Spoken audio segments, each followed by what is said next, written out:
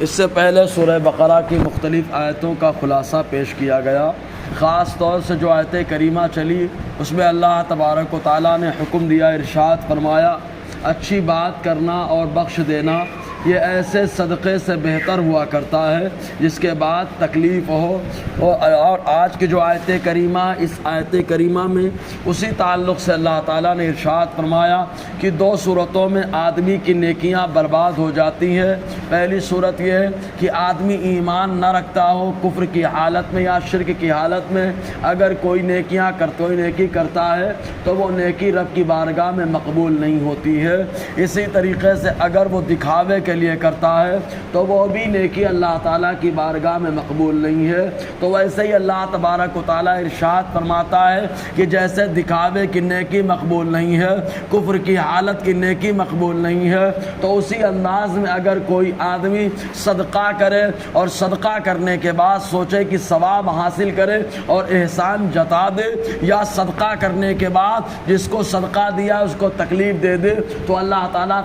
فرماتا ہے ایسا صدقہ جو تکلیف کا باعث ہو، ایسا صدقہ جس پر احسان جتایا جائے وہ برباد ہو جاتا ہے، اکارت ہو جاتا ہے۔ تو اللہ تعالیٰ ارشاد فرماتا اے ایمان والو اپنے صدقے کو تکلیف اور احسان کے ذریعے سے برباد مت کرو، جیسے ان لوگوں نے اپنی نیکیوں کو برباد کر دیا جن لوگوں نے دکھاوے کے طور پر کیا یا کفر کی حالت میں کر دیا۔ اللہ تبارک و تعالیٰ ارشاد فرماتا ہے یا ایھا الذین آمنوا لا تبطلوا صدقاتکم بالمن والاذی، اے وہ لوگ جو ایمان لائے تم لوگ برباد مت کرو صدقاتکم اپنے صدقوں کو، بالمن احسان جتا کر، والاذی اور تکلیف دے کر، یعنی صدقہ دو اور جس کو صدقہ کرو اس کے اوپر احسان جتا دو، میرا صدقہ کھاتا ہے، میرا فطرہ کھاتا ہے، میری زکوٰۃ کھاتا ہے، تو ایسا صدقہ آدمی کے لیے اکارت اور برباد ہے، باعث ثواب نہیں ہوتا۔ اور ایسے ہی یا تو دینے کے بعد اس کو تکلیف دے دی جائے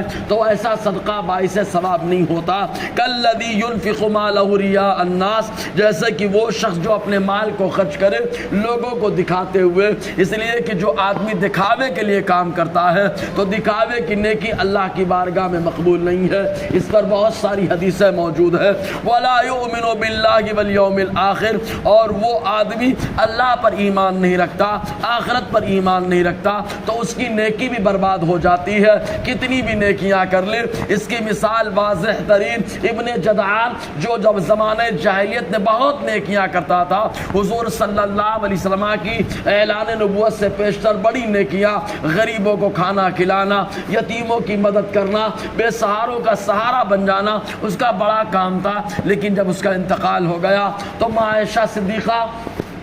رضی اللہ تعالی عنہا بارگاہ مصطفیٰ میں حاضر ہوئی اور عرض کرتی ہیں اللہ کے نبی صلی اللہ علیہ وسلم ابن جدعان بڑی نیکیاں کرتا تھا تو کیا اس کو اس کی نیکی کا بدلہ ملے گا؟ تو ماں عائشہ صدیقہ کے سوال پر آقا علیہ السلام نے ارشاد فرمایا کافر جو بھی نیک کام کرتا ہے اس کا بدلہ اسے دنیا میں دے دیا جاتا ہے، وما لہ فی الآخرۃ من خلاق، کافر کے لیے آخرت میں کوئی حصہ نہیں ہوتا۔ تو اللہ تعالیٰ فرماتا ہے کفر کی حالت میں اگر آدمی نیکی کرے تو وہ نیکی قبول نہیں ہے۔ ان کی مثال اللہ تعالیٰ یوں دیتا ہے فَمَثَلُهُ كَمَثَلِ صَفْوَانَ عَلَيْهِ تُرَابٌ فَأَصَابَهُ وَابِلٌ فَتَرَكَهُ صَلْدًا، اس کی مثال اس جیسے پتھر کی ہے جس کے اوپر مٹی ہو، فَأَصَابَهُ وَابِلٌ تو پہنچے اس کو وابل بارش کا چھیٹا پانی، فَتَرَكَهُ صَلْدًا تو اس کو خالی پتھر کر بیٹھے۔ مطلب پتھر جب ہوتا ہے اوپر مٹی ہو تو دنیا سمجھتی ہے مٹی جمی ہوئی ہے، لیکن جب بارش ہوتی ہے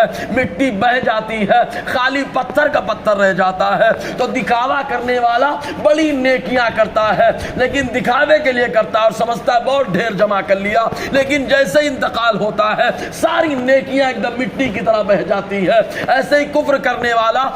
بہت ساری نیکیاں کرتا ہے لیکن جیسے ہی بدن سے روح نکلتی ہے ساری نیکیاں برباد ہو جاتی ہے۔ وہی حال اس صدقے کا ہوتا ہے جس صدقے کے بعد تکلیف ہو یا اس صدقے کا ہوتا ہے جس پر احسان جتا دیا جائے، تو اللہ تعالیٰ فرماتا ہے لا يقدرون على شيء مما كسبوا، تو وہ کچھ نہیں پاتے ان میں سے جو انہوں نے کیا۔ امید تھی کہ بڑا ثواب ملے گا لیکن کچھ نہ ملا۔ واللہ لا يهدي القوم الكافرین، اور اللہ تعالیٰ کافر قوم کو راہ راست نہیں دکھاتا۔ بہرکیف اور آگے گفتگو رہے گی۔ اللہ تعالیٰ ہم سب کو فیضان قرآن، برکات قرآن سے مالا مال فرمائے۔